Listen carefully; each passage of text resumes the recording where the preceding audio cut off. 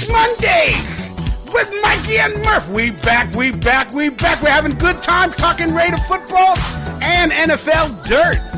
Because we a good time, let's go. And we a good show, who knows?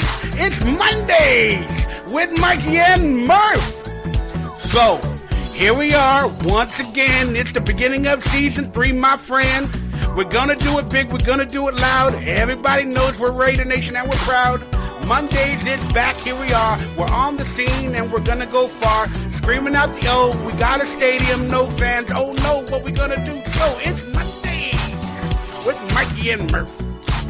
And he's doing the thumb dance, and it kind of hurts. But it's funny. What's up, Raider Nation? It's your boy, Mikey Raider. We got Murphy's on the ones and twos, the thumb dancing. We are back for season 3, the official 3rd year of the John Gruden era as well as we know it. And we're going to discuss all things Raiders football on this episode. But we got the official NFL COVID season in our sights. How you feeling, Murphy? You excited? What's going on? Yeah, buddy, I'm doing good. First off, glad to be back here for the official kickoff of season 3 with Mondays with Mikey and Murf, and I appreciate all of you that are joining us. I can't read the chat for those of you that are new to the show, but I always go back and read it. So look forward to hearing Look forward to reading all of your comments later on. And let's Bill and Ted it. Let's Bill and Ted it. We'll go back in time, and you can start that statement again. Yeah, there we go. We can Wayne's roll. Right? Okay. All right, so bounce back. Let me start again. So thank you, Mikey. Great to be back here for season 3 of Mondays with Mikey Murf. And thank you for those of you that are joining us live on the YouTubes. And I can't wait to go back and read the chat. I can't read it as we're doing the show, but I always go back and check it out. So thank you for all of your feedback when it comes to the show. But yeah, man, I'm excited, dude. So this is going to be fun. We got so much stuff to talk about, man. Like it's finally freaking football season, Mikey. Let's go, dude. This Sunday, dude. Like we got football, Thursday night football. We got the freaking we're all big Texan fans on Thursday, man. Go Deshaun Watson, go everybody wearing a Houston Texan uniform, beat the crap out of those Chiefs for us, and let's go Raiders, man. Let's go whip the freaking Panthers, man. Let's go. First time, Mikey, since 2001, I think, maybe 11. I don't remember what it was. It's been a long time, Raider Nation. We are favored on the road in the in the season opener, man. So big stuff coming up for the Raiders this week. Oh, man, but I'm a little nervous. You know, Mikey Raiders got anxiety and fears, and sometimes I don't like Gruden, and I don't know what's going on in this world nowadays. I'm a little scared about this season on what to expect. It is 2020. I mean, you know. Yeah, that means we might win it all. Hopefully there's no asterisk if we do, according to people. There's not going to be an asterisk. This is going to be a full season, man, and we're going to get was there an asterisk in the strike season? No. Like, it doesn't happen, man. We're not going to get an asterisk, you know, and I'm not talking to you, of course. I'm talking to the what, Mikey? Proverbial Mikey Raider. That's right. That's what he does. Every time he insults me, you know, he just says the word proverbial. I'm just kidding. All right. It's good to have you back. Just real quickly, I am looking at the chat as best as I can. And for the people that are saying it's lagging a little bit, I'm in LA, heat wave. I am directly connected to the internet, but I can't control. Maybe they're sending out a shorter signal. I don't know what's going on. So just bear with us. If there's any problems, I'll re-upload the show later tonight. And let's get going. Murph, real quick, let them know what you're doing with Cody on your channel.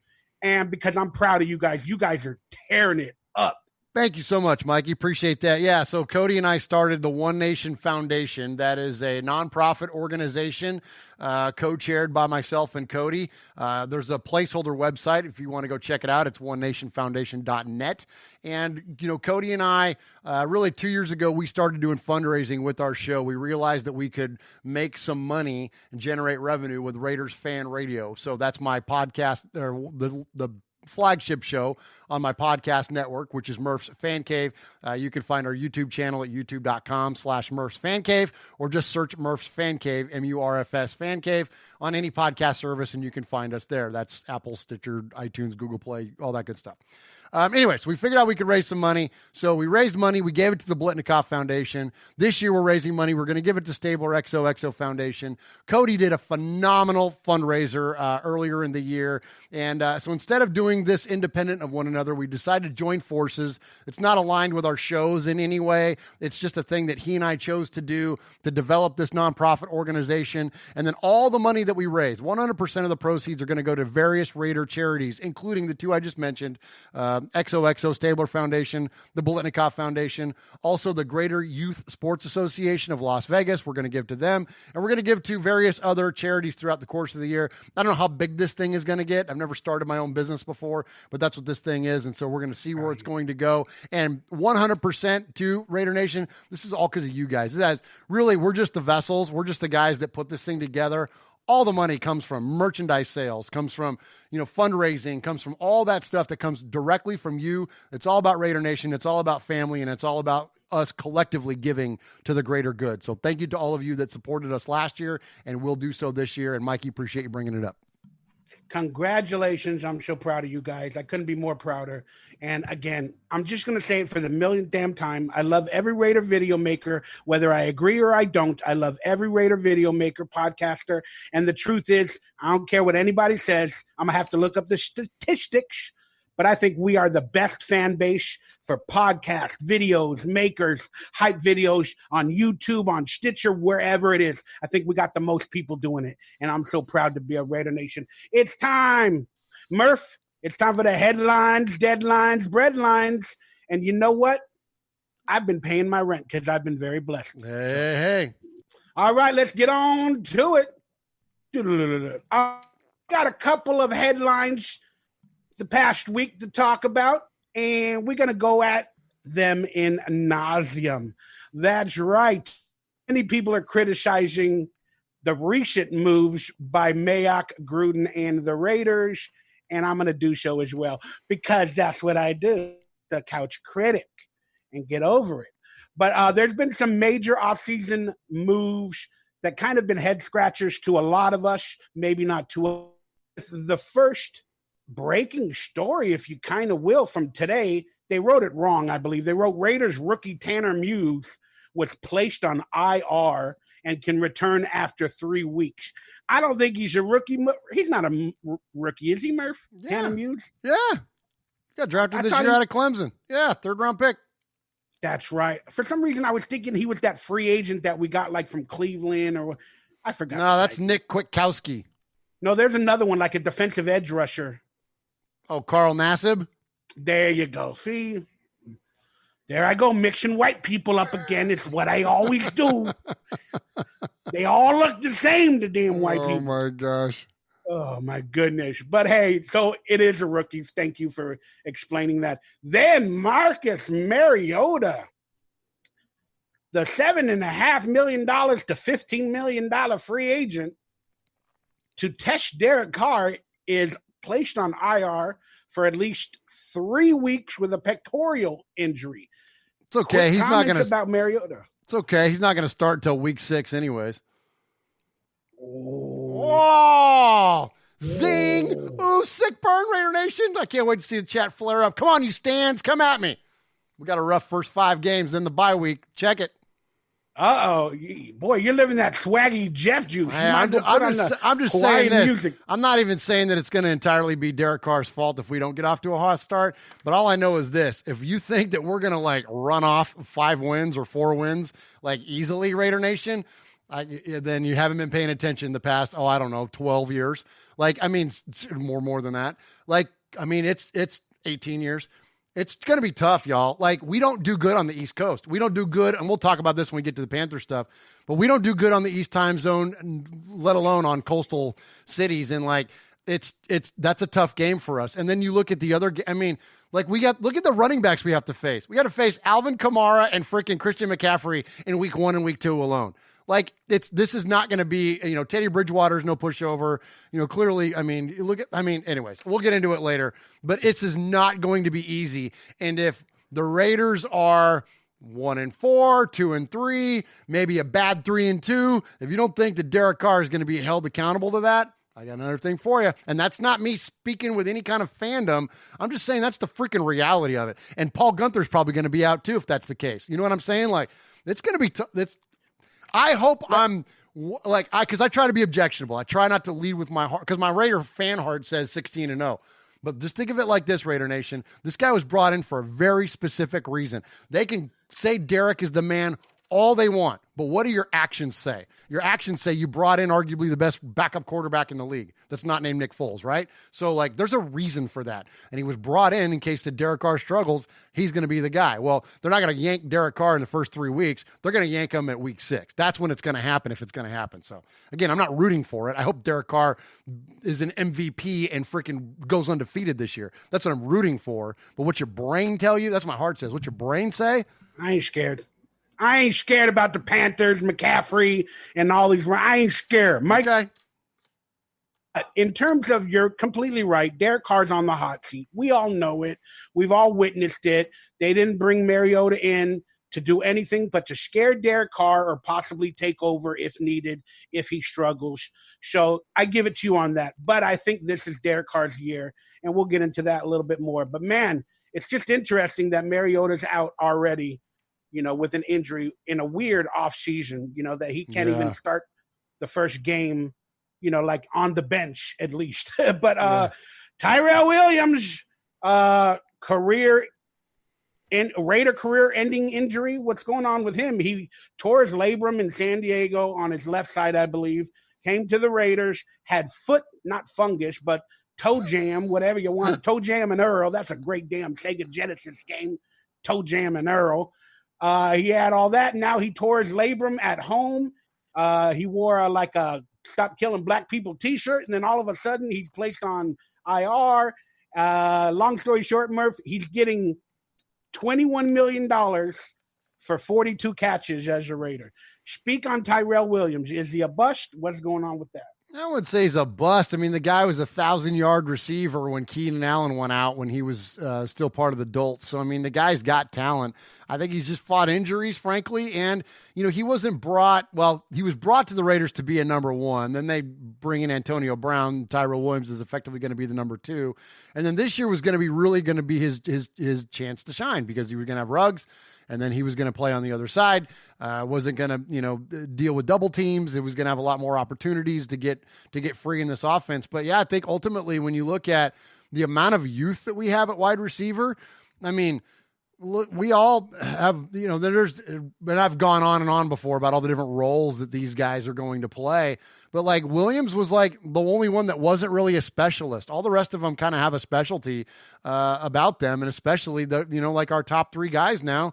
I mean, are going to be Ruggs, Edwards, and Renfro, and then you got 2 KG veterans, and well, I say KG, I mean, they're not that old in terms of Zay Jones, but Aguilar. Then I mean, like there's a lot of depth there already. So, you know, the necessity for a Ty Williams becomes a lot less. And then you consider that his track record hasn't been, frankly, that great with the Raiders. He's had some moments, and I'm not even saying it's his fault. And I always say you can't ever judge a player that's been injured.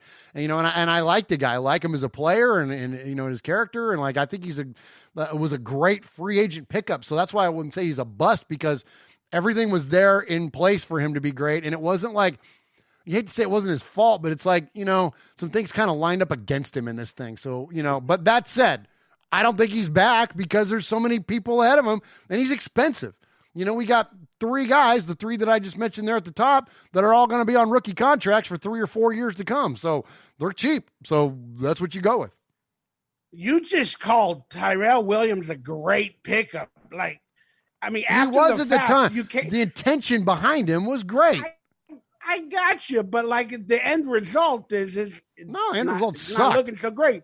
No, it's been awful. That's why I'm saying. That's why I say he's not going to be back. It's like it wasn't like it was a bad free agent signing, is what I'm saying. Like it was a good move. It just didn't work out. And he's going to have to unfortunately pay for that. I thought it was overpriced when they did get him, like $10 million or 10.5 per 2 years. It really bothered me even when we got him. I enjoyed it. I thought he was going to do well, but I still thought it was too expensive. And in my opinion, if he's gone. But we got a lot of young players we drafted. So I'm looking forward to the youth. Speaking of the youth, Lynn Bowden Jr., the third-round pick that apparently can do it all from Kentucky, played quarterback, running back, wide receiver. He can do it all, was traded. He was early on a fan favorite. Give me your thoughts on that, your initial reaction.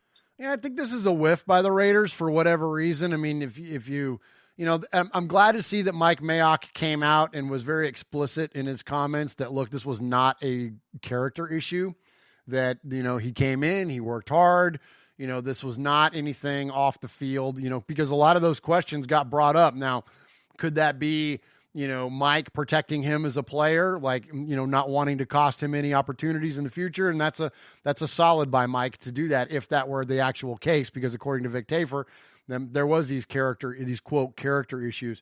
But that said, like, you knew he was going to be developmental.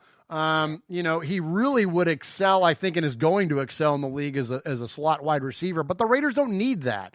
And they were going to put him back there put him at running back, and that'd probably having like a gimmicky kind of, sets for him and whatnot. But they don't need him to be like, really like the third running back and then this gimmicky kind of thing. They don't need him to be a wide receiver. So he really didn't fit, so I think they were drafting on the idea that he was going to come in and be talented, which he is clearly. But he can't pass protect. He gets blown up in pass protection, and that's inarguable. Like, that we know happened. And that's the downfall of so many rookie running backs, or even running backs as a whole, period, in the NFL, is that run blocking in the NFL is no joke. When we gotta pick up blitzes, and you got to identify where the pressure's coming from, and it's not like you just sit back there and go, okay, I got this guy and I'm going to go block him. No, you have to decide. You have to figure it out. And so it's a hard thing to do. And so clearly he wasn't great at it. And he's not the first one. Again, this happens to a lot of players. So the Raiders whiffed on him and they moved on from him. And I'm not going to be an apologist for Mayock and Gruden on this one, because our track record on third round picks is not so hot. And if they brought him in with the idea that they were going to develop him, well, then you should develop him. If you're not, then don't. But I to have your mind so made up so quickly, I don't know. It just feels like there's something going on. There's something going on inside the walls there in Henderson that we just aren't aware of. And so whatever. I mean, that said, he ain't a Raider anymore. So I'm on to the next thing. Well, if you want to read between the lines, definitely something's going on. And if you want to be a conspiracy theorist and try to get the truth, like the X-Files, the truth is out there, Murph. The truth is out there. And apparently he responded. He did have some weird Twitters before he was released that he deleted. And remember, there was the charge at his a grandmother's house or his cousin's house with possible weapons charge or something like that. I don't remember all the details, but he responded. And let's quickly look at what Mike Mayock, in a class move, responded yesterday, talking about what had happened was. So Mayock responded about the release, or the trade, excuse me. He said, so you're taking a kid that was a slot receiver in 18, a quarterback in 19, meaning I believe at Kentucky in 2019, and asking him to play running back in 2020. And the only other thing I'm going to say about it is it was my call. He was not able to play today at the level. So there's rumors around that he couldn't understand the playbook and all that other stuff. But Mike Mayock, and we'll leave it at that. And that's what he did. But Lynn Bowden responded, I'm sure after seeing that quote or that thing by Mike Mayock, responded on Twitter. He said, don't believe everything you read. I don't know if he's referring to what Mike Mayock said, that he can't understand the plays or he wasn't ready to play. This is in response to the Vic Tafur notion that it was character issues. That's what this is. Okay. And then he said, I stepped outside of my home twice. And I did hear that he wasn't there at a lot of practice. So again, I didn't really delve deep into it. Vic Tafur said he was more interested in buying cars and getting caught up in the Vegas lifestyle and that stuff. And that's what cost him. Now that's a reporter and who's reacting off of sources. So, you know what I mean? So that's what Lynn Bowden is referring to. The Raiders have have maintained their class throughout this thing. They haven't gotten in the mud on it at all. And again, and there's another quote by Mayock that wasn't included in the one you just read, that where Mayock says explicitly, this has nothing to do with character issues. He's done nothing but work hard for us. Yeah, I do have that quote. I didn't put it on screen. I went with the clickbait, the interesting thing saying that he didn't fit football wise. Right. Hey, that's what Mikey Raider did. He went for the clickbait. I haven't investigated that much, but hey, man, good luck, Lynn Bowden Jr. in Miami. They're rebuilding, but it's been a really interesting offseason the past 3 years under Gruden. We kind of lost amazing free agents or some controversy every season so far, and it's getting interesting. People are upset about the David Sharp trade to Washington. Why? Again, to some of them, it goes with the notion, like you said, if they draft, they love him, and they just paid him a contract, why then would you just trade him? And then for a Brandon Parker, who is typically at depth, again, their opinions, but I wanted to know your thoughts of the trade with David Sharp. David Sharp was brought in because he was Jack Del Rio's kid, I forget his first name, who was a quarterback at Florida, and Sharp was his tackle. And they brought him in to be a developmental player. This guy's been lingering around the Raiders for a long time and not done anything. He's a massive man, but he really doesn't fit the role for what the Raiders are, or for whatever reason, I don't know. I mean, who knows? I'm sure somebody out there like a Ted Wynn or whatever can break down the mechanics of this guy and his footwork and whatever else that goes into, blocking from the tackle position. But clearly, I mean, he's been given enough runway and it didn't work out. So you move on from him.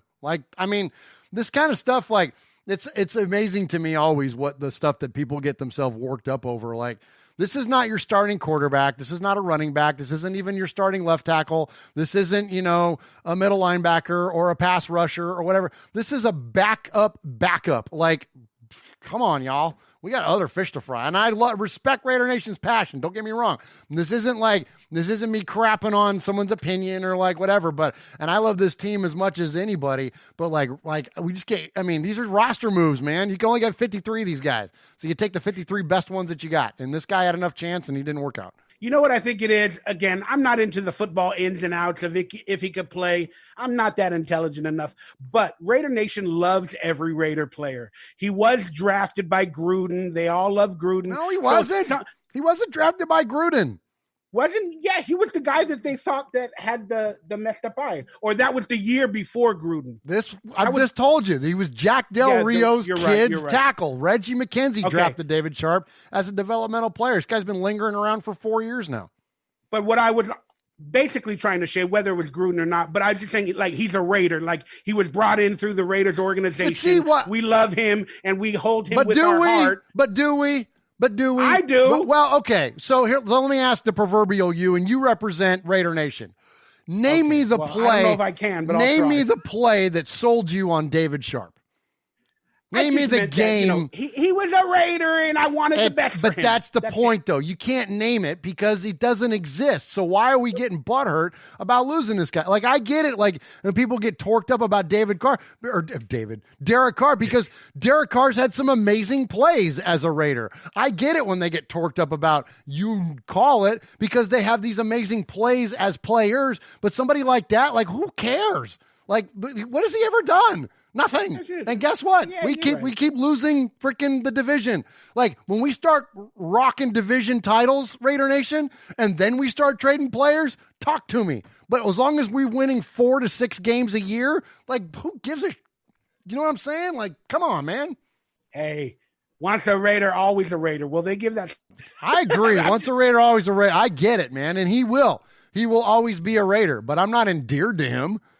This isn't freaking Art Shell. It's David Sharp. Come on, this isn't Lincoln Kennedy. It's David Sharp. That's what I'm saying. Murph getting fired up with Mikey. We're having a debate about David Sharp. It should be about Darren Carr, Marcus Mariota. That's when you know you have found a hardcore Raider show, when your two hosts are debating the status of David Sharp. If you're watching this still, And I say still, because you might have tuned in to find some actual Raider content, and instead you found us two chuckleheads arguing about David Shaw. If you're still watching, you are the hardcorest of the hardcorest Raider fans, and thank you for watching. Hey, hit the thumbs up, hit the subscribe. I believe we are actual Raider content. Hey, I'm a little upset. Hey, let's move on to Rayquan McMillan. What did you think of that trade as a linebacker for the Raiders? You think he'll spell a need or, I don't know, play pretty decent, better than Sharp? Yeah, well, look, it's so funny because the Twitter reactions are always so amusing to me. Twitter reaction is, oh my gosh, this guy can't cover. He's only a run player. Well, right. Yeah, because we signed two guys already in the offseason that are cover guys, Corey Littleton and Nick Kwiatkowski. Look at their freaking film. Look at their highlight reels, especially Littleton. This guy's brought in to bring depth to the linebacking core. He's a beast in the run game. That's why we brought him in. I think it's a great signing. Yeah, we got to move on. But, hey, Demarius Randall being cut, that was a shock to many as well as myself. What are your thoughts on the Demarius Randall cut? Yeah, that was surprising. I figured, but what that tells me is that, Eric Harris is no joke back there. Eric Harris has played very well for us at safety. Watch the San Diego game last year. They're whatever. They're going to always be San Diego to me. Watch the Chargers game last year. I mean, he's the guy that sealed the deal, man. He picked off Rivers twice, which, I mean, you and I could pick off Phillip Rivers, but he ran one back for 6 and, sealed the game for us. So, I mean, Eric Harris is no joke. Jeff Heath, they brought him in to give special teams and to play special teams and to play depth at safety. But, all of a sudden, he's doing pretty well, looking pretty good in camp. And like I just mentioned, oh, yeah, we now have coverage linebackers. And, oh, yeah, we have Amik Robertson and LaMarcus Joyner who are going to cover the slot.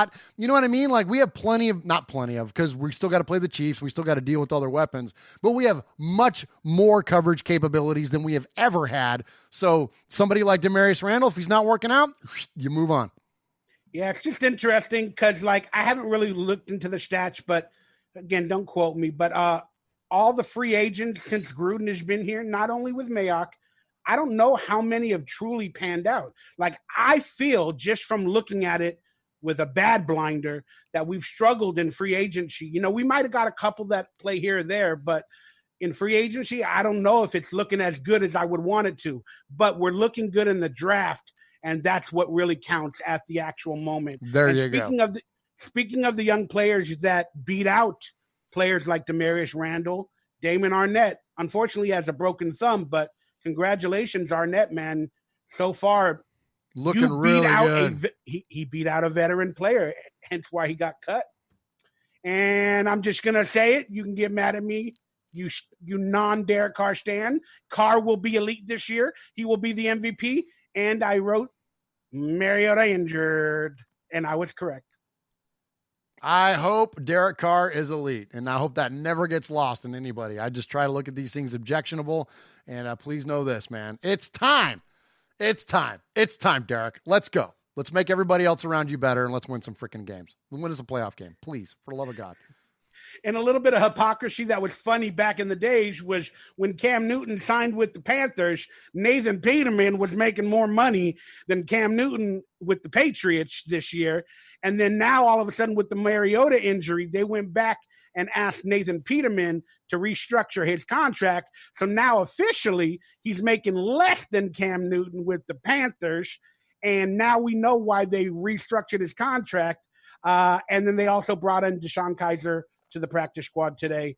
But your thoughts on Nathan Peterman? I know with the Mariota injury, but why is he still on this team? I don't know, man. Apparently John Gruden loves the big arm and sees something in him, man. I don't know, but this is kind of like the David Sharp conversation. I'm not going to get excited about a Nathan Peterman, thing. I mean, he's Nathan freaking Peterman. What has he ever done? I mean, it's Nathan Peterman. Let's just hope to goodness that Derek Carr doesn't get hurt until Marcus Mariota's back on this team backing him up. Nathan Peterman needs to take that statement made and make a rap song because everybody knows his interceptions and his career has kind of started off very weird, like with Washington. He needs to make a rap song. Freaking Nathan Peterman. I'm freaking Nathan Peterman. I'm Nathan Peterman. Yo, I'm Nathan Peterman. Oh, my gosh. He needs to make a rap song. It would be hilarious. It'd make a clickbait noise. Prince of Nakamura was released. Thoughts on that?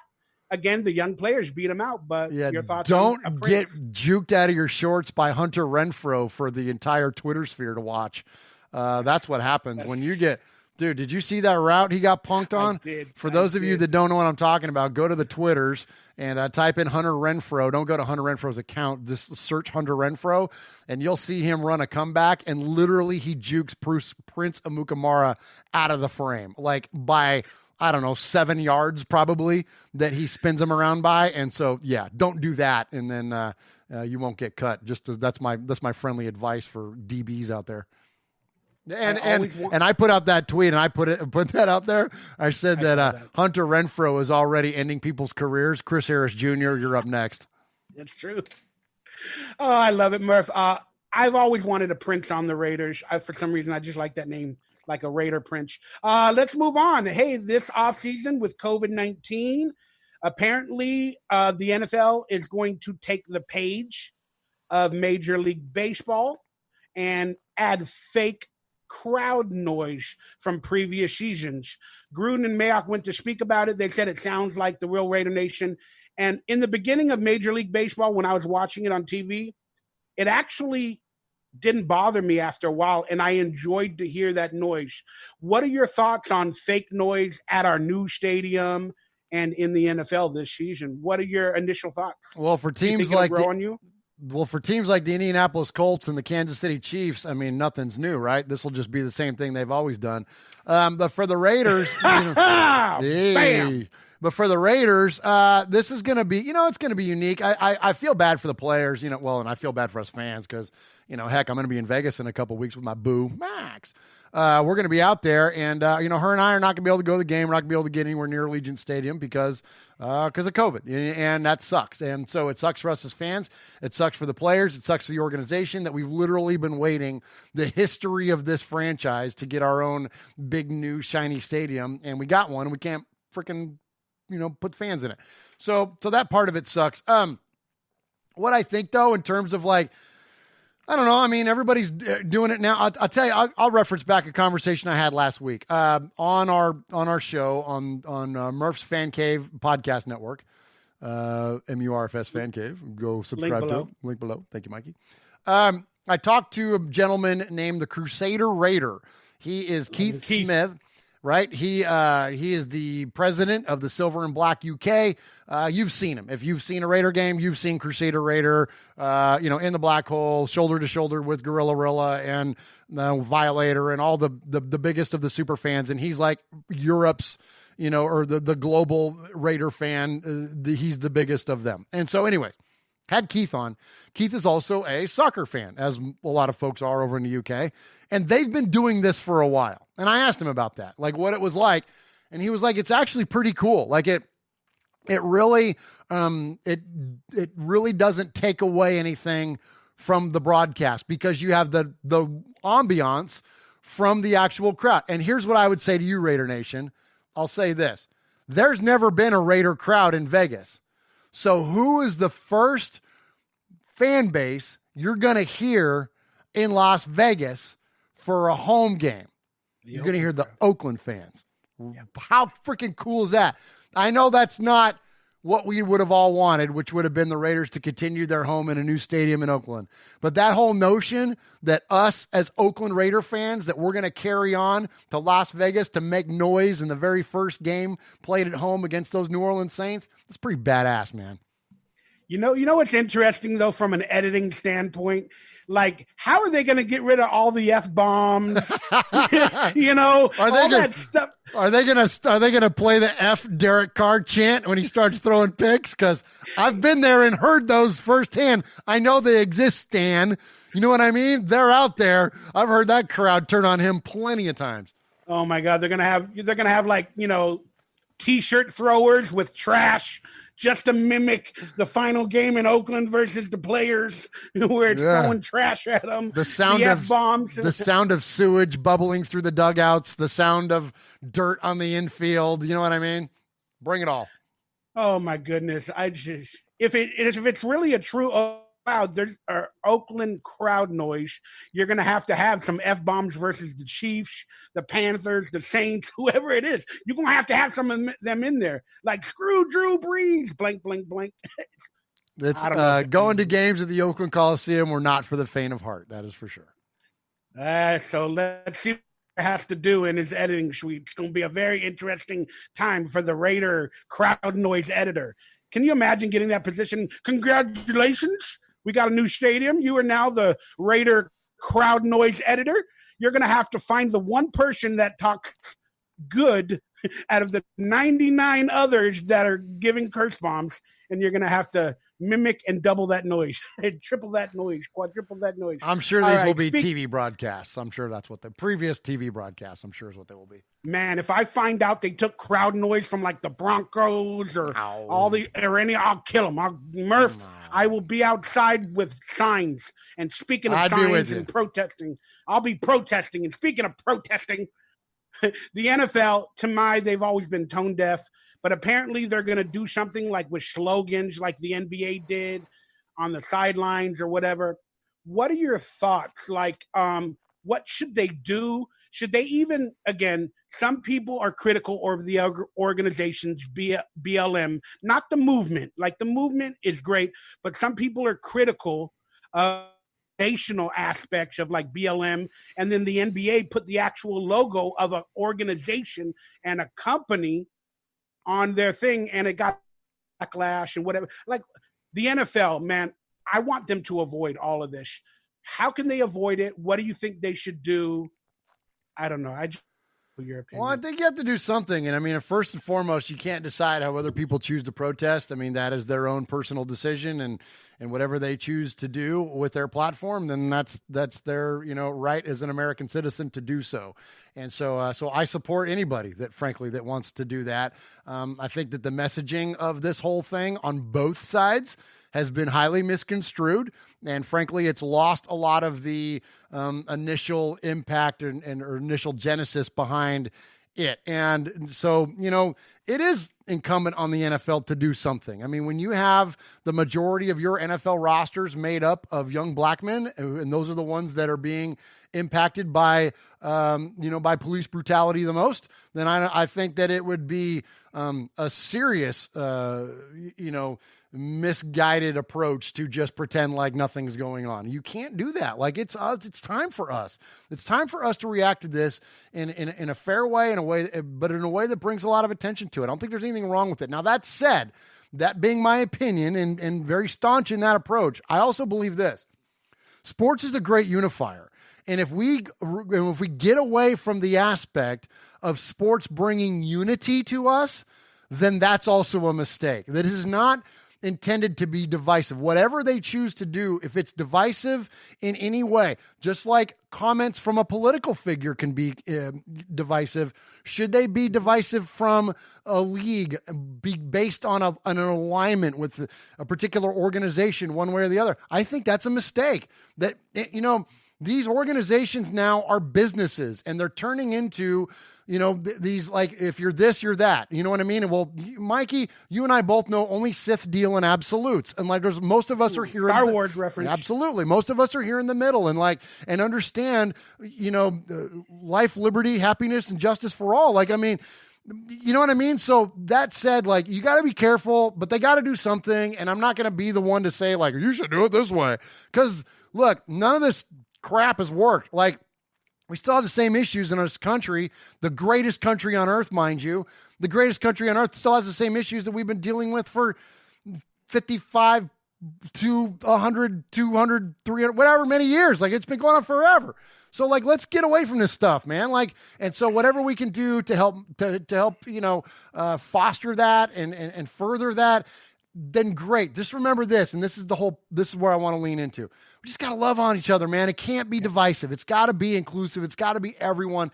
And that's a tough thing to do. It's a tough thing to find things that are unifiers. And that's why sports is so beautiful, because that's one of those things that it really truly does bring everybody together, that it doesn't matter what your gender is, what your political preference is, what the color of your skin is, what your religion is. None of that stuff matters on Sunday when we're all wearing silver and black. And it shouldn't matter anyways. But what my point is, though, is that when it comes to sporting affairs, it doesn't. It's the unifier. So let's continue to let it be a unifier. There's a lot of smart people in this world. There's a lot of people that can figure out a way to get that done. I'm a podcaster in my bonus room. I'm not the guy to tell you how to do it. All I know is this, is that we got to do it through love. We got to do it through unity, and we got to do it to and for and to support one another. As long as we're doing that, and whatever your root is of that, if it's your faith, if it's your humanity, whatever it is that you lean into to give you a source of motivation to do those things, then great. Then let that be the thing. Let that be the thing that your driving force. For me, it's my faith. For me, it's my Christianity. That's what drives me, is that, anyways, I'm not going to get a big tirade here. I'm going to step off my soapbox. It's not about me telling you about, Christ's endless love for everybody, but it's just a matter of that like, look, just get out of each other's way, support one another, love one another, and let's not be judgy about this. Let's have some grace, because the NFL is trying to figure this stuff out, just like the rest of us are. So let's have some grace for one another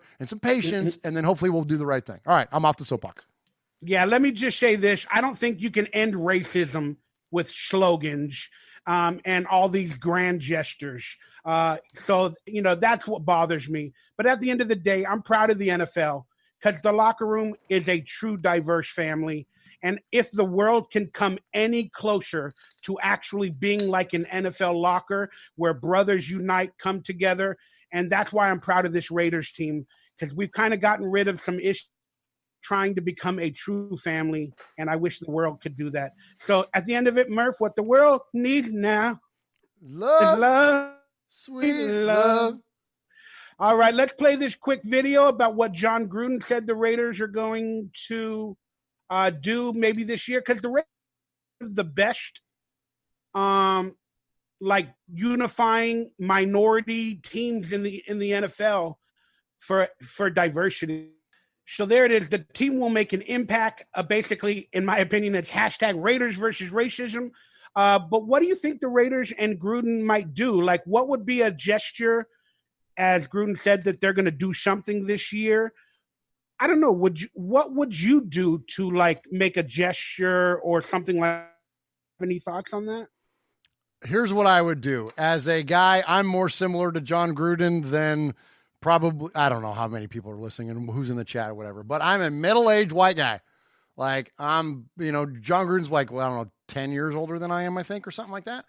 But I'm a middle-aged white guy. I'll be, 50 in a few years. And so as somebody that is a middle-aged white guy, I would turn to my leader, who I believe the best player at his position in the NFL is. That is Rodney Hudson. And I would say, Rod, Putty, what are we doing? And I would let him decide. And I would let him gather whatever brain trust he chooses of various people within the organization. If I'm included in that, great. If I'm not, that's okay too. But I look to somebody who represents what this movement is all about, somebody that I, as the leader of the organization, which John Gruden is, will literally trust with it. Like somebody that I can turn the organization's messaging over to and trust that whatever he chooses will be the right thing, because he'll know better than I will. And so that's what I would do. I would say, Huddy, take it, whatever you decide us to do, you decide, and just let me know. And I got your back. That's what I would do. Yeah, I like it.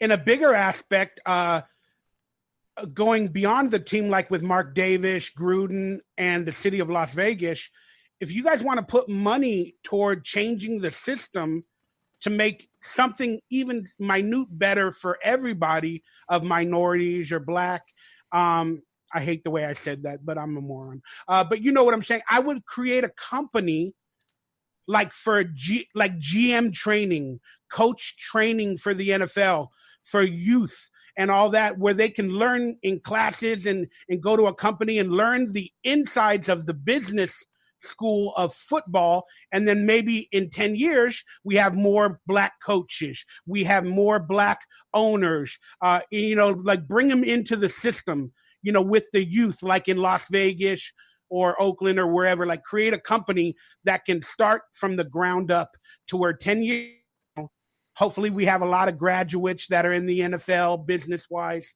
and it makes a better life for some certain people. Just an interesting concept. All right, but let's play our game. This is CARR versus the world. For the listeners on Stitcher and all that, we're going to show Derek Carr stats versus another player, and Murph is going to try to guess who that quarterback is. So on screen, we have Derek Carr. These are career stats. Derek Carr has a completion percentage of 64.0 in his career, a passer rating of 90.7, and a touchdown interception ratio of 2.31. So the other player that we're trying to guess is, their completion percentage is 65.4, a passer rating of 94.6, and a touchdown interception ratio of 2.18. Who do you think these stats are comparable to as a quarterback in the end? Now, is this active NFL quarterback or this is historical Raider quarterback? You know what? For the most part, they're all active. Active quarterbacks. Okay. Correct. So 65%, 90, what it's hard for me to see, but 96, is that 96.5 passer rating? No, it's 94.6. Forgive me. 94.6. Okay. And Derek Carr is 90.7. So like Drew Brees is surprisingly low in terms of like matchups. So I'm going to guess as prolific as he is, because his numbers show up in touchdowns, but not touchdown, but yards. So thank you. There we go. That helps. Okay. I'm going to say Drew Brees. All right. So the player that Derek Carr is very comparable to in this instance is Matt Ryan. All right. I was in the right division at least. Matt Ryan. So Derek Carr is very comparable to a playoff quarterback who's went to a Super Bowl. Yeah, and had friggin' Patriots on the ropes. There you go. The next player that Derek Carr is comparable to in career stats, with Derek Carr at completion percentage 64.0, passer rating 90.7, touchdown interception 2.31, versus this quarterback who has a completion percentage of career stats of 62.5, passer rating 89.3, and a 1.91 touchdown interception ratio. This looks an awful lot like Marcus Mariota's numbers, so I'm going to guess Mariota. All right. The player that Derek Carr is very comparable to is Matthew Stafford. There you go. Same. All right. Derek Carr again, career stats versus this quarterback. Derek Carr again, I say it for the radio listeners or whatever. Completion percentage for Derek Carr, 64.0. Passer rating, 90.7. Touchdown interception, 2.31 ratio. Now, this quarterback to be 60.8 completion percentage, passer rating 89.5, which is less than Derek Carr, and touchdown interception. I'm going to keep going. I'm going to keep guessing because these numbers are eerily similar, because I know Marcus Mariota's career numbers are just behind Derek in terms of these three categories. So I'm going to keep guessing Mariota as long as these numbers keep popping up similar. Are you punching it in? Yeah, punching in. Marcus Mariota. All right. It is Andrew Luck. Damn. That's awful. You would think he would be way more prolific. See, this is the difference between winning and losing, right? That's the knock on DC, man. Like, his numbers always look really good, but it's the W's, man. It's all about the W's. It's just interesting, Carr doesn't get the respect that some of these quarterbacks are talked about, and his numbers are sometimes more comparable or just a bit less.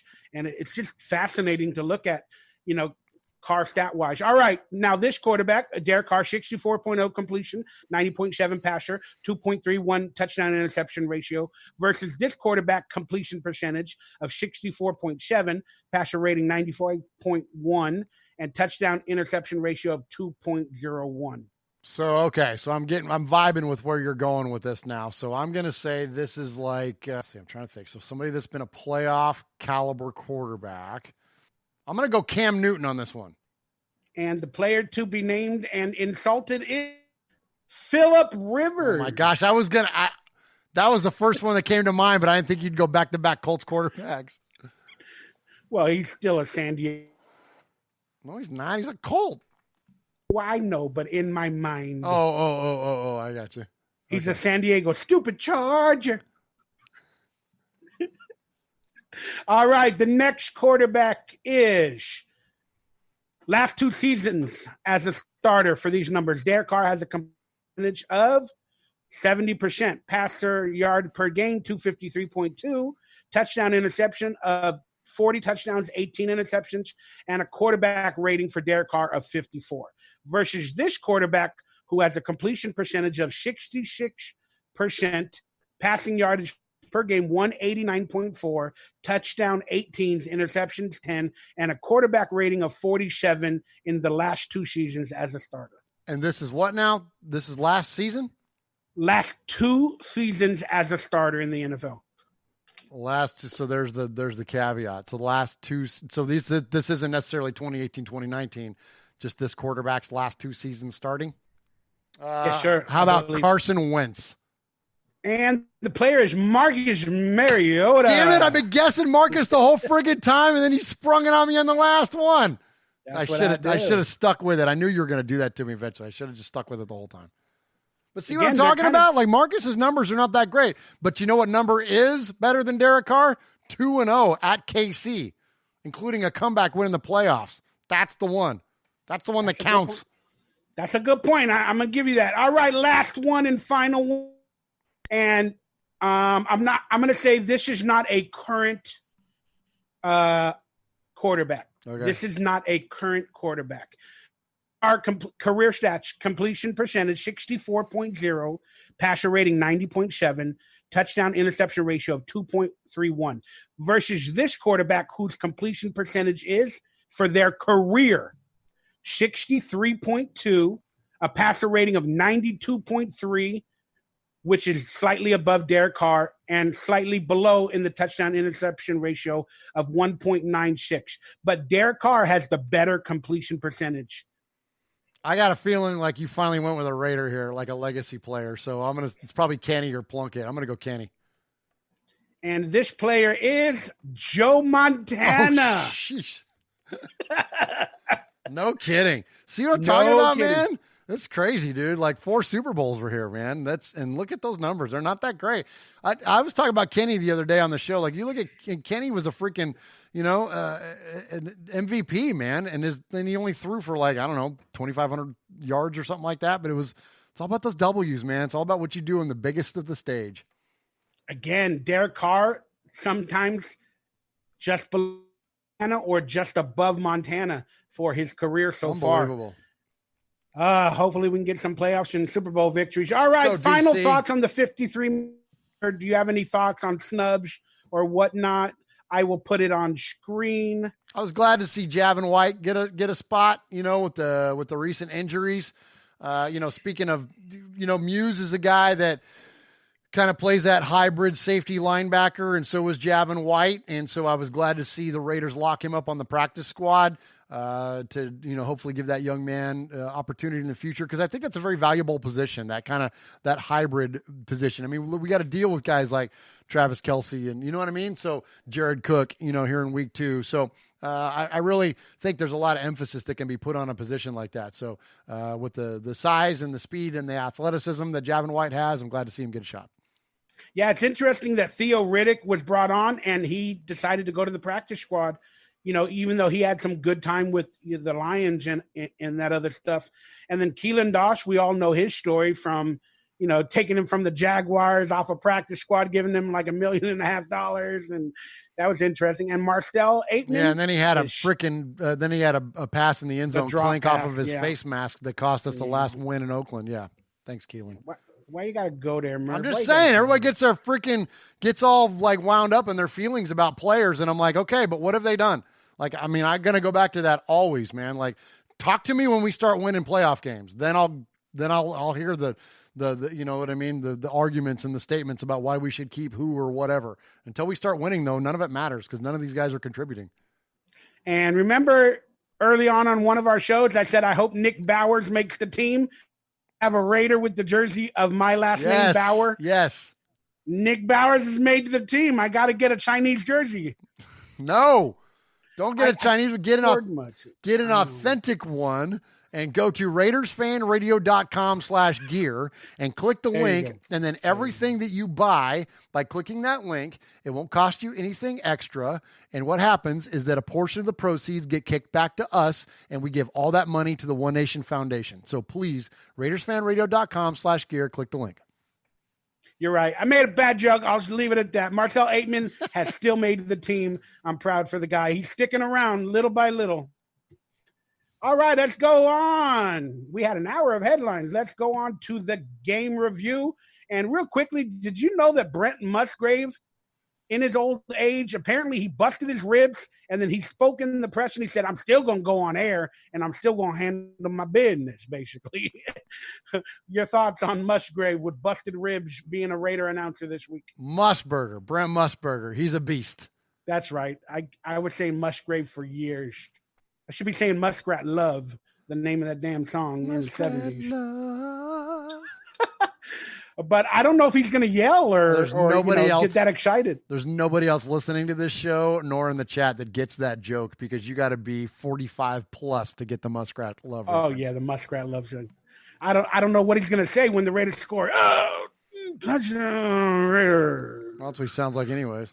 Touchdown Raiders. That's as much excitement you're going to get out of Musgrave. You're looking live at Allegiant Stadium. Allegiant Stadium. Oh, my God. All right, the Raiders face the Panthers in the opening COVID season, which I hope it doesn't get canceled. I don't know what's going to happen. It's going to be an interesting year. But what are your expectations, matchups, and starters for this week's game? I'll just quickly speak on it, and then I'll let you go. I'm not worried about the Carolina Panthers. They got a new coach. I know they got Christian McCaffrey, but we got defensive line and our young cornerbacks. I think they're going to be able to keep the Carolina Panther game closer to the line of scrimmage on offense for them. And I don't think they're going to have that many big plays with their quarterback. Who is it? Minshew? I don't even know who No, it's freaking Teddy Bridgewater. Yeah, he's the guy that throws the ball like really short, like 5, 6, 7 yards. So I think we're going to fare very well in this first game. Your thoughts? Yeah, they used to say that about Alex Smith too, and that guy still torched us every freaking game. Here's what I'll say, man, that we got to deal with McCaffrey. They got some players on defense. I mean, this is a very winnable game for the Raiders. Again, I mentioned at the top of the show, they are for the first time, I think it's 2011. So this is the first time that we've been a road favorite in the opening week of the season since then. So this is a very winnable game for the Raiders. So, but that said, look at the track record of us playing on the East Coast in the Eastern time zone. It's not good. And we just don't do well traveling all the way across the country and playing on the Eastern time zone. So until that changes, I'll remain skeptical. But that said, Mikey, this is what I got to say. It's week 1. It's Raider football. Let's go! Let's go, Raiders! Let's go kick their ass, man. Let's go freaking show them who's boss. Let's go Derek Carr. Let's go defense. Let's go Max Crosby. Let's get after the quarterback. Let's go bust their ass, put the quarterback down, put him down early, put him down hard. Let's go young secondary. Let's freaking go, man. We got the best offensive line in football. We got one of the best young running backs in football. Let's freaking go, man. Let's go bust their ass. Let's go win by freaking 30 week 1, and let's put all these questions, all these objections, all Mr. Me sitting over here with my freaking brain thinking about this and that bullshit. Let's go out there and whip their ass, and let's think with our hearts, and let's love these freaking Raiders, and let's give us a reason to love you, Raiders. Let's go. I love your passion, Murph. It is entering my soul, and I truly, truly appreciate it. I'm looking forward to seeing backfield of cornerbacks and safeties versus Teddy Bridgewater, because I think they can sneak up the field and they're going to lay a hitting. And I can't wait to see Jonathan Abram and his trash talk versus some of these players. Man, it's going to be a fantastic time. We're not that, or I'm going to say I'm not that much of an analysis, so I'm not going to get into all the details. But that's what I'm looking forward to. So let's get into the game picks.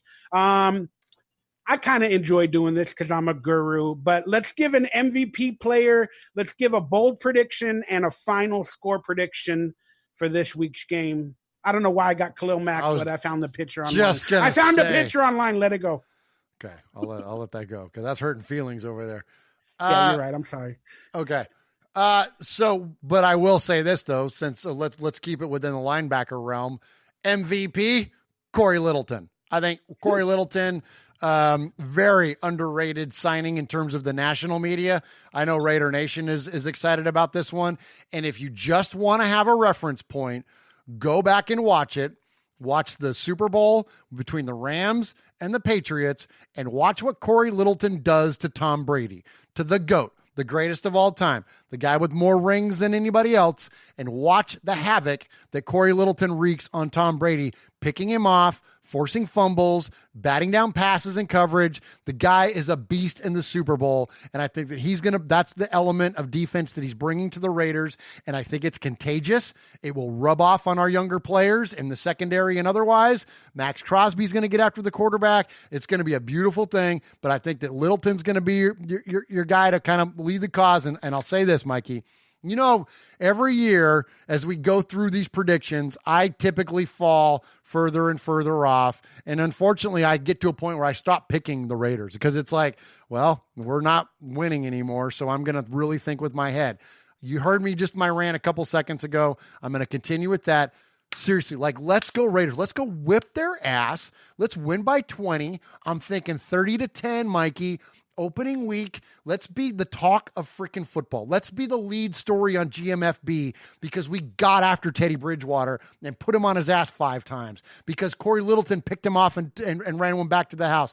You got Khalil Mack on there. What is the thing that Khalil Mack used to do for the Raiders? Close out games. What did Khalil Mack do to Cam Newton when we played the Panthers? He picked him off at the 5-yard line and ran it in for a touchdown. Close out the damn game. Let's get something like that going for the Raiders in week 1. Let's go. I love it. I love it. And I won't speak. Hey, what's GMFB? Is that Good Morning, Fat Boy? Good morning. Good morning. Good morning, fabulous boo. Fat boy. Hey, it's all right. I'm a fat boy. You're not a fat boy, Mikey. Being a fat boy is better than being a luck boy. Add an F there. I like your Goonie shirt. You're rocking a Goonie shirt today. Looking good. Goonies never say die. That's why we're not going to even talk about losing in this week's game. My MVP, I'm going to be a Stan. This Mariota's on IR. Derek Carr is going to come out. Derek Carr is going to come out and rock this stadium with fake crowd noise. It's going to be fantastic. He's going to rock it out. He will be the MVP. He's going to throw 3 touchdowns in this game. I don't know if we're going to win by 30, but I definitely think we're going to win by at least 7 more. My bold prediction is Nelson Aguilar has a touchdown to take the lead, and that'll be the final touchdown to win us the game. My boy Nelson Aguilar. I've been talking him up all year, and I love him. My Raiders 24, the Panthers 17. Love it. How about this, Mikey? Once you just love, and again, this is my fandom talking here, Raider Nation, but feel me on this now. How about in the first, like the opening series, first, I don't know, play or 2 of the game? Henry Ruggs, please. Yes, a double move, play action to Josh Jacobs. He gets on the wrong side for them, right side for us, of the secondary, and Derek Carr lobs one up for 45, 50 yards, and Ruggs takes it in the rest of the way.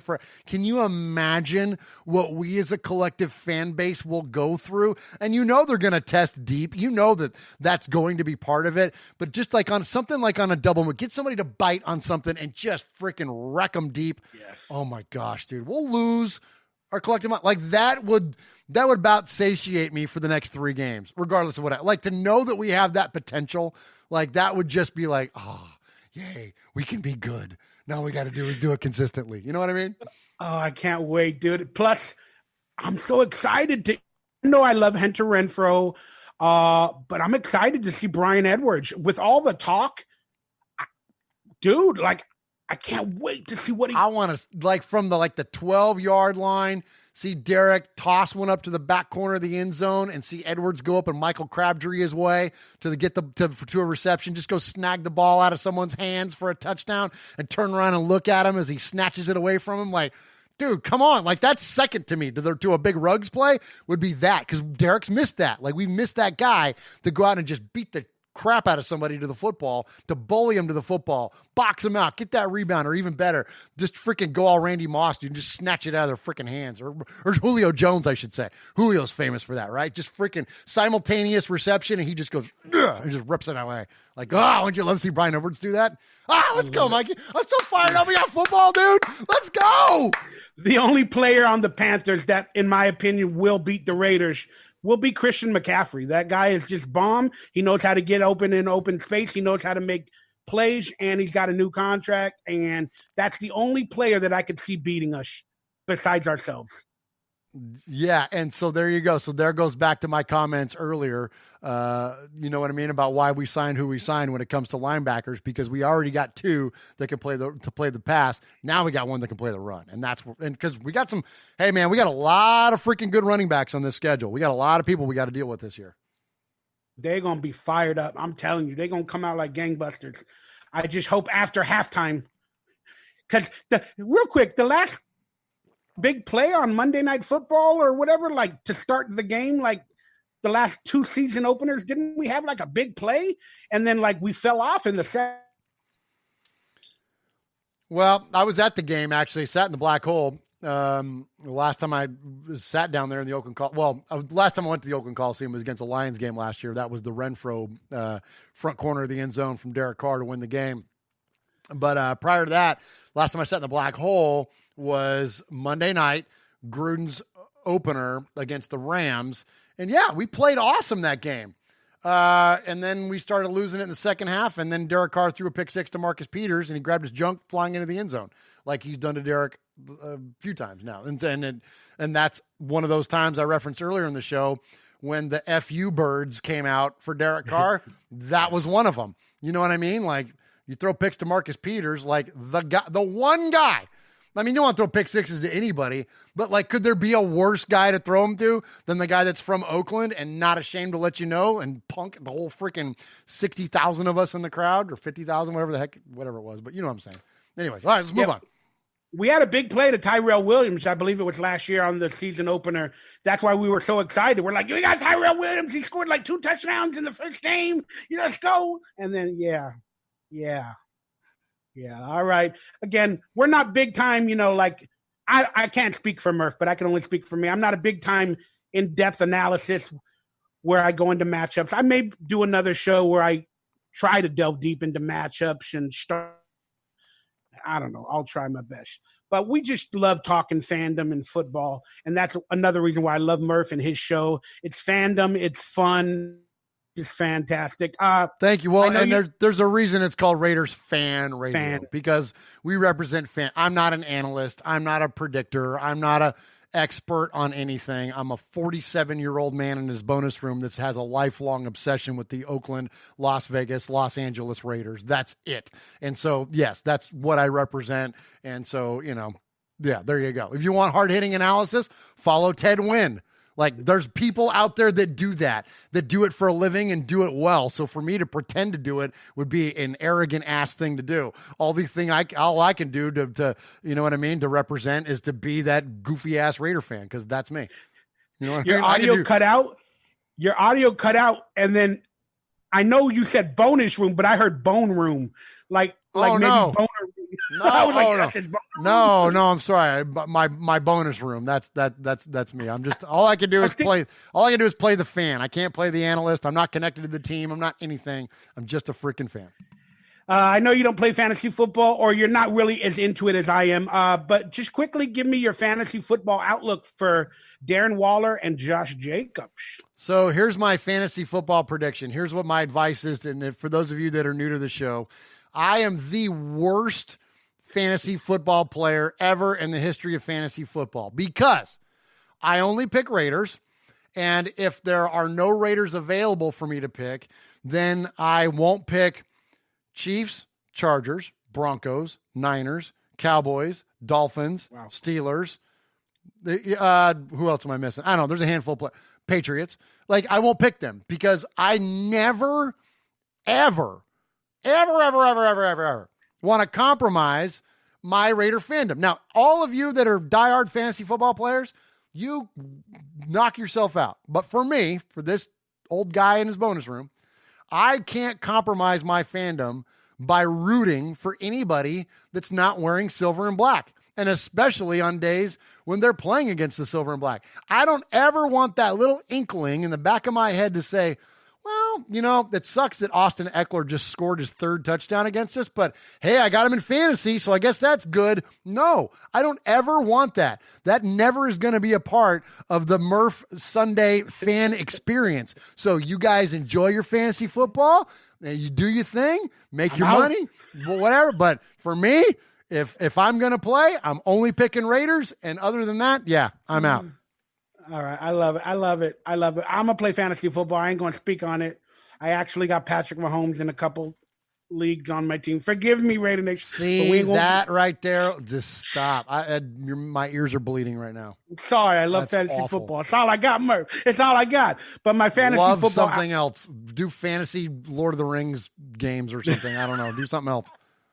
Get into Magic the Gathering. Josh Jacobs, I believe he'll have, again, over 1,000 yards, and I believe he'll have over 30 catches this year for a fantastic second season, and he's being drafted very early this year. Darren Waller, I think he's going to have as good of a season as he did last season, and he's definitely Derek Carr's outlet. Those are the two Raiders I recommend early on that you get in the drafts. And then I believe Derek Carr will be a top 10 fantasy football quarterback, and he'll be like an MVP if you drafted him or if even you got him on a free agency for your team. That's what I do for Derek Carr. And we got a mascot on our show. Hey, Baby Yoda, what's up? Baby Yoda, do you got a voice for Baby Yoda? Somebody needs to give us a voice for Baby Yoda. Well, maybe your son, like on your show. Yeah, we could do that. We could come up with a voice for Baby Yoda, or as his actual title is The Child, for those of you that are nerding out with me about The Mandalorian. I got you. Well, you know, the Raiders just win, baby. That is the way. This is the way. You have spoken, Mikey. This is the way. All right. So I'm going to ask this to the forum as well as you, Murph. They technically are calling our stadium the Death Star.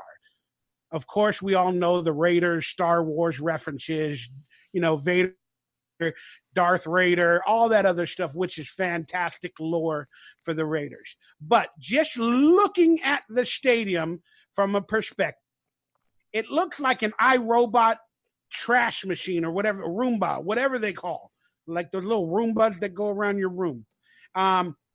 Would have to prop it up on its side. You'd have to put a big silver circle.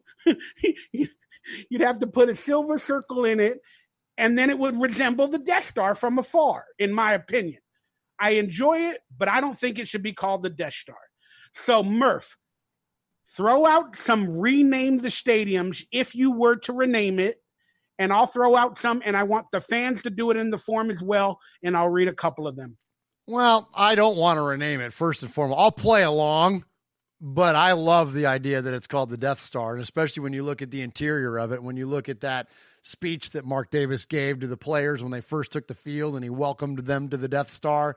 Welcome to the Death Star. You know what I mean? That was amazing. And I love the idea of the Death Star because it's the ultimate bad guy base. You know what I mean? And there's a lot of people out there that wanted the Black Pearl. And I thought that was a fun name, but you know what? The Black Pearl was cursed. So I don't want any, you know what I mean? So, because people are like, oh, the Death Star blew up. I'm like, yeah, but the Black Pearl was cursed. Like, yeah, bad guys lose. You know what I mean? Like, so, you know, spoiler alert, the Death Star gets blown up, but the Black Pearl Kevin the Raider Nerd, I think he's chiming in and he says, the Raider Nerd is baby. The Raider Nerd is what? You broke up. The Raiders nerd is Baby Yoda from Kevin Wrightsell. I believe that's Kevin. Yeah, that's Kevin the Raider. Right? That's our buddy Kevin the Raider nerd. Right on, Kevin. Good to see you, buddy. And he's got Kevin the Raider nerd, who is the Raider Mandalorian long before the TV show, and has his own Baby Yoda and everything, which is pretty cool. But anyway, so I would say that if it's not going to be Death Star, I'm a huge Star Wars geek myself, and so I would say probably like Star Killer Base. You know what I mean? That would be cool because. What are we trying to do in there? Like, we're trying to wreck your stars, man. We're trying to wreck Drew Brees. We're trying to wreck Patrick Mahomes. We're trying to wreck Justin Herbert or whoever. You know what I mean? We're trying to wreck your star. So I would say Star Killer Base, but I do love Death Star, and the Raiders and Star Wars have and always will go hand in hand. If you don't believe me, they literally do. Just Google Al Davis, Darth Vader, and you'll see all you need to know. Interesting. And yeah, I've heard that Black Pearl reference for the stadium from many people. That is in regards to a pirate ship, I believe, from the Disney movie. Yeah, from Pirates of the Caribbean, man. Yeah, so they figure why not call the stadium the Black Pearl, because it is a pirate ship, basically. But you don't want to go that pirate ship route like the damn Buccaneers who stole everything. Like, the pirate thing is frankly overdone. You know what I mean? There's a lot of teams that do, and I get it that Raiders are, but really Raiders are, I know it's a pirate sort of reference, but they are people that invade you in your home. That's literally what a Raider is. We come to your city and we raid you. Like, we pillage you where you live. That's what a Raider is. You know what I mean? And that's not what pirates do. Cancel culture might come after us in the future. Oh, I hope not. Cancel nothing. That's what a Raider is. What this defined as. I know, but it's just, the thoughts of badness, like raiding and pillaging and like all that bad stuff. And it's like, oh, they don't want that happen. Pillaging just for fun. He'll knock you round and upside down and laugh when he's conquered and won, man. It's our freaking mantra. I got it. I'm just freaking out with everything. Don't freak out. Really wish it was called the Black Hole. Like, I think that it's a circle. It's black. I think it should be called the Black Hole.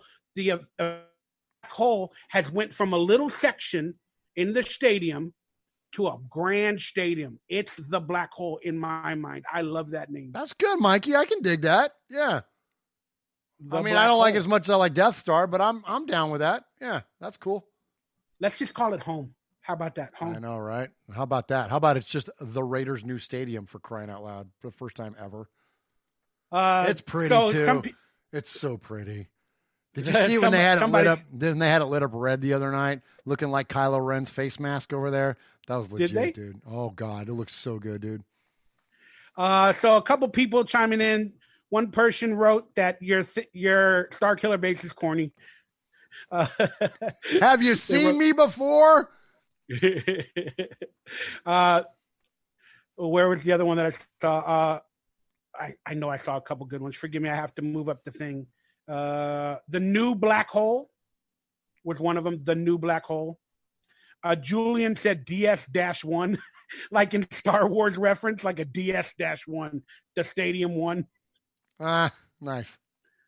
Just interesting. Roomba Vacuum is another one. Death Star. A lot of people like Death Star as well. Death Star's legit, man. That was the easy. I mean, it was the obvious choice.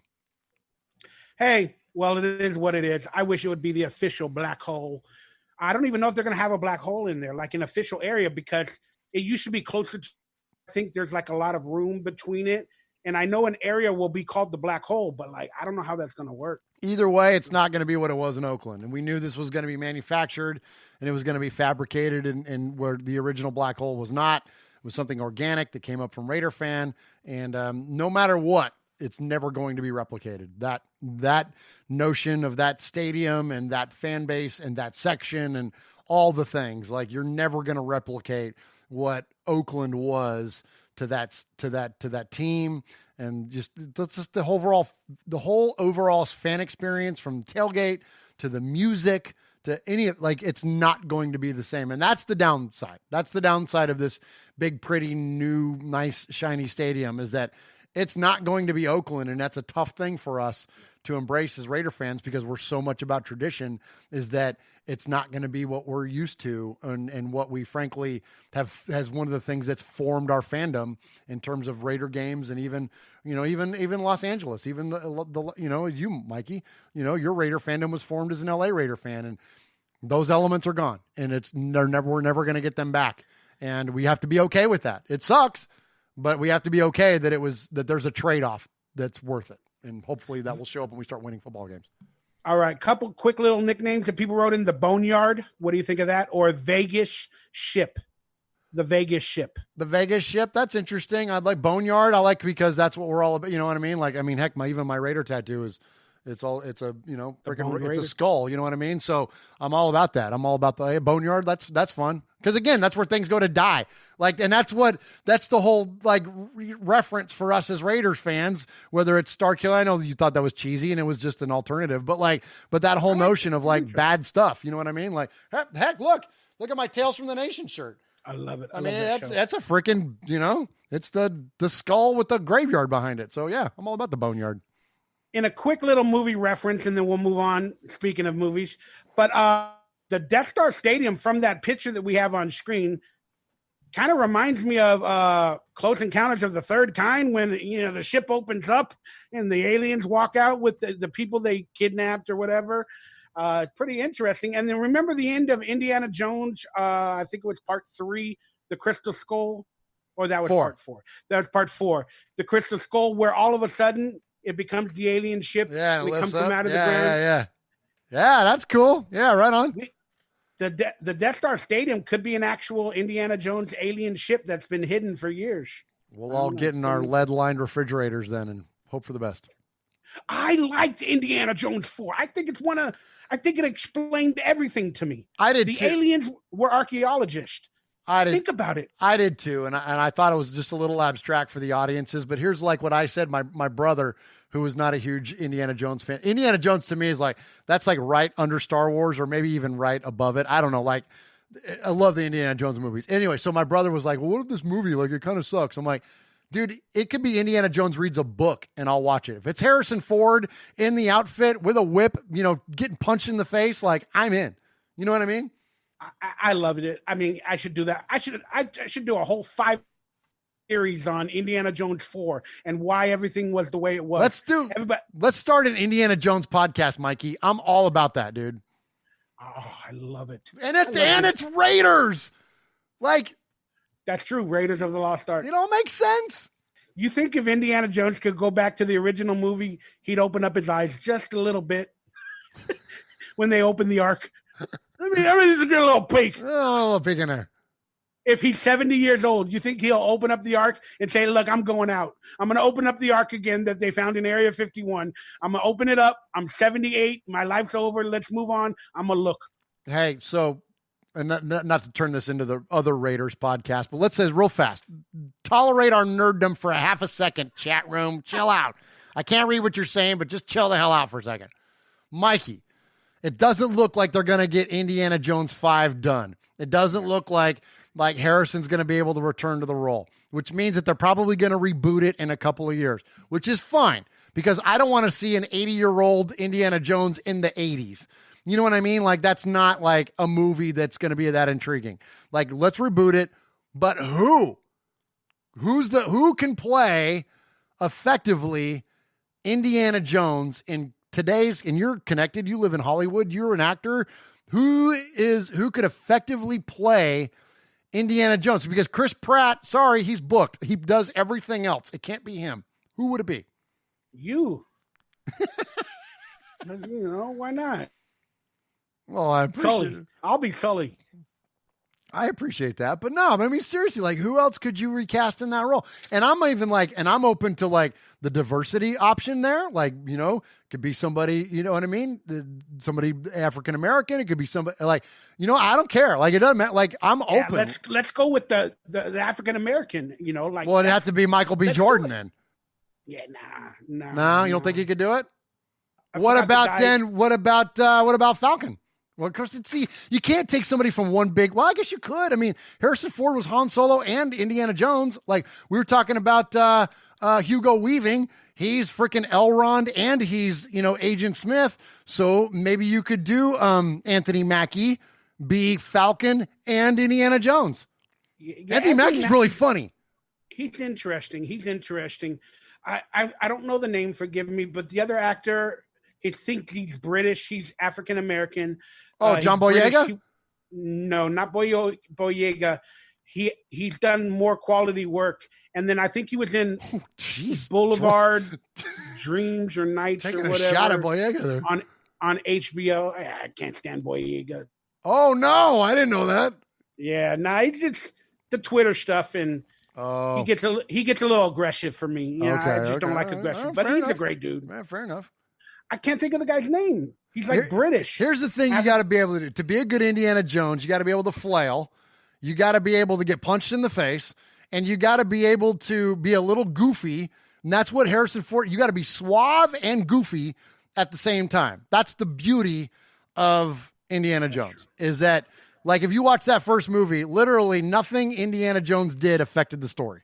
Like, he didn't change anything. Everything happened. All right, if we're going back to white people, okay, I love the concept of an African American. Sure. I love it. I just can't think of the guy's name. That's fine. But Matt Damon, that was the only thought that came to me. Matt Damon. Interesting. Yeah, I mean, he's getting up there. He's in his he's my age. He's late 40s or later 40s, anyways. He could put in that work. He went to Mars, and that's true. He was a pretty decent actor. And he in can that do movie. suave and goofy. That's good. I can dig that. I can get behind that. I like to think it would be somebody younger. I feel like we need somebody in like their early 30s, late 20s to bust it out. Is the chat room freaking out? Yeah, a couple of them are saying Liam Neeson, Channing Tatum. Channing Tatum. That's pretty good. That's in the wheelhouse there. That's pretty good. Right, to go a little bit younger. Why not Shia? Why not, what's his name? Mutt. Well, I think he kind of, I think that ship has sailed, right? Yeah. Quickly, have you watched any movies or television shows that you're binging on that you just wanted to tell Raider Nation to watch that's interesting? Yeah, well, I love the Umbrella Academy. I'm on the second episode now. The second good. I mean, I've read the first two of the graphic novels, The Apocalypse Suite and Dallas. And while the graphic novels are much different than the TV show, the first season of the Umbrella Academy was fantastic. This second season is gorgeous. It's so fun. It's so pretty to watch. It's such a well done show. They're in no spoilers, but they're like in 1963 right now. Mm-hmm. It's pretty interesting. And I think it's very topical. I think it's very thought of things that are going on in our world that they have a reference to, and I think that it's very poignant in terms of that. And in terms of movies, man, I've talked a lot about this movie lately because, speaking of Kevin the Raider Nerd, I got to spend an evening with him and his buddy Kyle on the Phantom Podcast Network talking about Bill and Ted movies. And how's it going, Bill and Ted?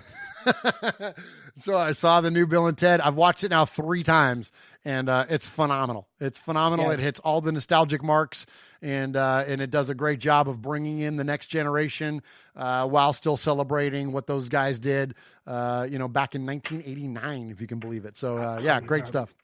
I want to go back to the 80s. I love it. Yeah, I watched Bill and Ted. That'll be my movie review. I enjoyed it. I enjoyed the ending, and the 2 daughters, they did a fantastic job. It really brought me back to 1989.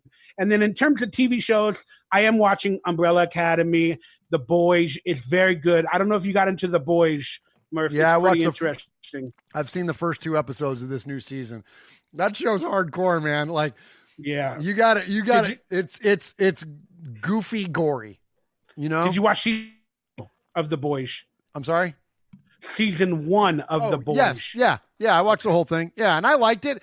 I'm not in love with it. I like Umbrella Academy better, but this is very good. It's just, like I said, it's so over the top. Like, once you kind of get your brain around that it's going to do the most ridiculous things it can do just because, and you just got to, enjoy this almost silliness of it at times. You know what I mean? It's just so freaking over the top. Yeah, it freaked me out. It's like the anti-superhero. It's fantastic. Doom Patrol, I've been enjoying that one. The first 2 seasons of Doom Patrol. I like it. I thought it was very fun. I started watching that with my 14-year-old son the other night, and about 5 minutes into the first episode, it got a little too raunchy. I was like, weird. Oh, no. I'm like, because he was like, hey, Dad, let's watch a new DC show. And I'm like, okay, fine, because it's DC. Nah, that's not that's like a PG-17 show. Yeah. I like it, dude. Murph, if you're able to watch it without people underage or whatever, it's pretty interesting. Okay, all right. And then because I need laughs in my life and I'm trying to get on a more positive tip, which I have been, I started watching 30 Rock. I enjoyed Tina Fey, and they can't get away with some of that humor anymore on today's television that they got away with on 30 Rock, like in the 2000s, 2010s. Like, it was a fun watch. I watched all 7 seasons. Right on. So I recommend 30 Rock for some laughs. And Tracy Morgan, I think that's his name, the actor, the black African-American actor, he's hilarious. Yeah. I love it. Yeah, you watch that show, you get pregnant. There you go. You're probably right. All right, Murph. Tracy Morgan. Yeah, no, that was a porn star, wasn't that? No, Tracy Morgan. That's what he says in his stand-up act. He said, I'm getting everybody pregnant. Oh, I haven't seen that one yet. Yeah, Tracy Morgan, he's hilarious, man. My favorite role of his is in, aside from his SNL stuff, which is genius, but my favorite movie role of his is in Jay and Silent Bob Strikes Back. When he does that little cameo with Jay, where he plays him and Jay are drug dealers, and they're sharing their union cards and talking about each other having health insurance and stuff. It's so funny. Oh, I love him. What you want to do? He has a TV show too that's pretty good. I forgot the name of it. It's on like TBS. Pretty fun. Right on. All right. I don't know where we're going to end this. It's kind of a little weird outro, but hey, we had a fantastic show. We honestly covered a lot of Raider content, and it was great to be back for season 3, Murph. I'm looking forward to a great football season of fun adventures, and hopefully we'll be back every week, guys. I don't know. Again, I'm emotional and all over the place half the time, but expect more Mondays with Mikey and Murph this year. That's all I can say. You want to give a closing statement to the fans that are still watching? Be excellent to each other, party on, dudes, and go to Murph's Fan Cave, MURFS, on your favorite podcast feed, and please like and subscribe. Give us all the love there, and also youtube.com/Murph's Fan Cave. And I promise you this, any support that you give us, we will turn it around and we will donate all that support based on your actions and the money that we're able to generate. I promise you we'll take all that money and give it away to Raider charity. So help us, help them, and thank you in the meantime. Go Raiders! Let's kick the Panthers' ass on Sunday. Let's do it. So, Raider Nation, put on your jerseys. Let's get ready for some fun. Let's get ready for some victories. And hey, thank you, Mikey. I'm sorry, I should have said that too. Thank you, brother. I love you. I appreciate you. Thank you for hopping in here. And regardless of how often we do this show, you know I love you. I always got your back. And I love this Mondays with Mikey and Murph show. Thank you so much. It's awesome. Put on your jerseys. Let's get to some Raider fun. I love you, Raider Nation. We honestly do. Thanks for being a part of all of our channels. Go out there, support your Raider video makers, all of them. Support charities. Do what you can to make this life better. Let's get on out of here and sing the theme song. This has been Mondays with Mikey and my boy Murph. We talking movies, football, and NFL dirt. We had a review top show. We had a good time. That's all that matters. So thank you for being a part of Mondays with Mikey. I think we're out. It's taking a second. Forgive me. Okay. I'm trying to stop it. I'll tell you when we're out. Start with the Indiana Jones quotes. Maybe Bill and Ted. It's your mom, dude.